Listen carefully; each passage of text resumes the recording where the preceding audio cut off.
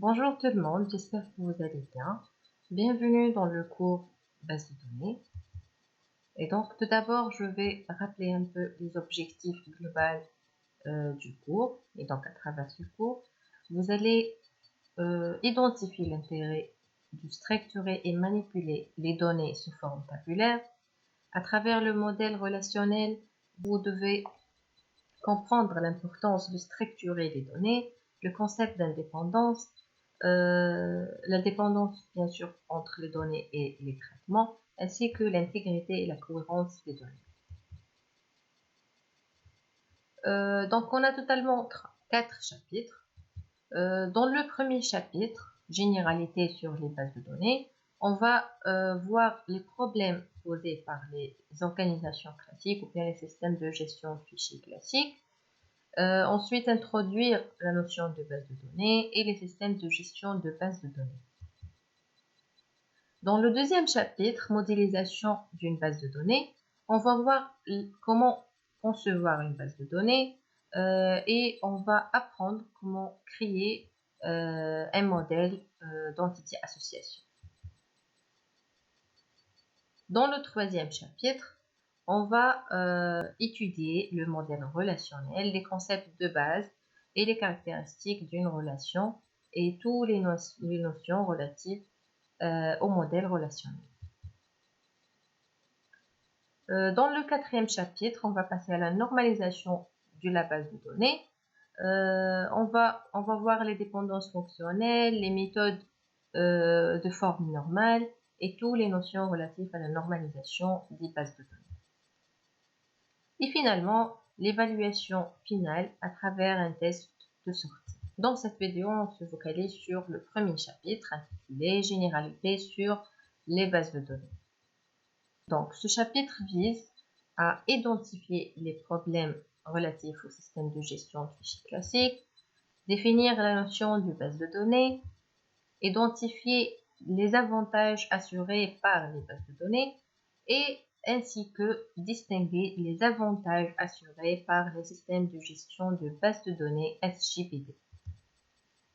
Donc, pour mieux expliquer les problèmes relatifs au système de gestion de fichiers classiques, on va considérer l'exemple d'une entreprise. Et donc, pour la mise en place d'une application pour cette entreprise, cela consiste à la création d'un certain nombre de programmes. Et ces programmes doivent être capables à utiliser ou bien l'exploitation d'un ensemble de fichiers qu'il fallait aussi être créés. Et donc, les principaux problèmes posés par cette démarche sont la redondance de données ainsi que la dépendance entre les données et les programmes qui les utilisent. Donc, pour la redondance, c'est-à-dire qu'une même information peut se trouver dans plusieurs fichiers distincts. Par exemple, l'identité d'un employé, par exemple, nom, prénom, adresse, etc., peut figurer dans un fichier 1, par exemple, F1, propre à une application P1, calculant la P. Et dans un autre fichier F2, par exemple, propre à une autre application P2 de gestion de remboursement des frais médicaux, par exemple.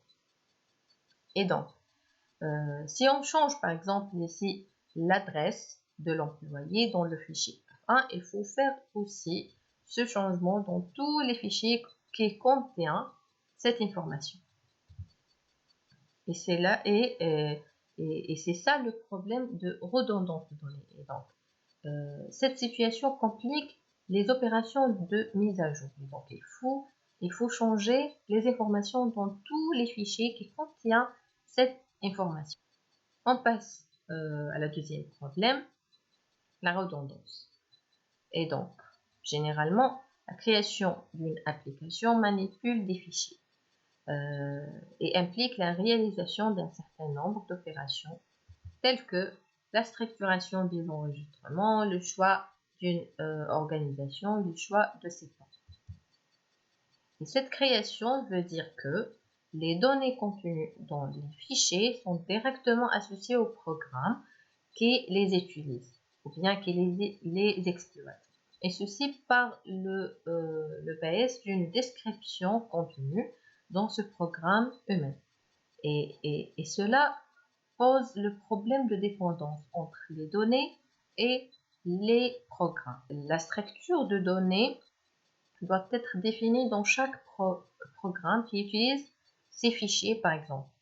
Donc, si on change la structure d'un fichier, ou bien si on va ajouter des informations, ou bien, je ne sais pas, faire une mise à jour sur les fichiers pour changer le format des informations stockées, cela implique qu'on change le code ou bien le logiciel source dans tous les programmes qui utilisent ce fichier. Et cela pose un problème de dépendance entre les données et les programmes qui les utilisent. En se basant sur ces deux problèmes majeurs de redondance et de dépendance, on va essayer de dégager les principaux limites relatifs à l'approche de système de système de gestion de fichiers classique. Donc, premièrement, c'est l'information redondante, c'est le problème de redondance. Aussi, le problème de mise à jour pénible. Donc, le mise à jour, c'est très fastidieux, ça prend du temps et ça implique le changement dans tous les fichiers qui contiennent les mêmes informations qui est déjà redondant. Et donc, aussi la difficulté d'accès aux données, dépendance entre les données et les programmes, comme on a déjà vu, la sécurité des données, et ainsi que l'intégrité des données. En se basant sur ces limites, on va essayer d'introduire la notion de base de données. Donc, une base de données est un ensemble de données qui sont, et il faut être structurées, organisées et stockées dans un support de stockage.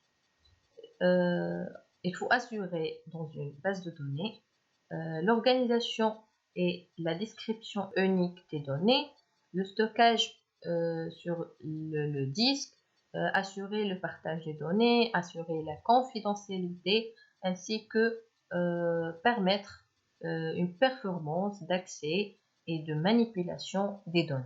Et donc l'objectif principal, ou bien les objectifs principaux visés par une base de données, on peut citer principalement deux objectifs les plus importants, le partage d'informations et l'organisation des données indépendamment de programmes.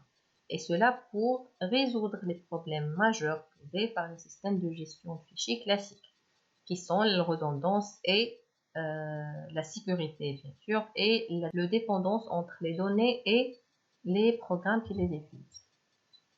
Et donc ici, il faut que notre base de données doit être décrite de façon unique, et ensuite plusieurs programmes peuvent être les utiliser de façon optimale et indépendante de la structure ou bien de programme.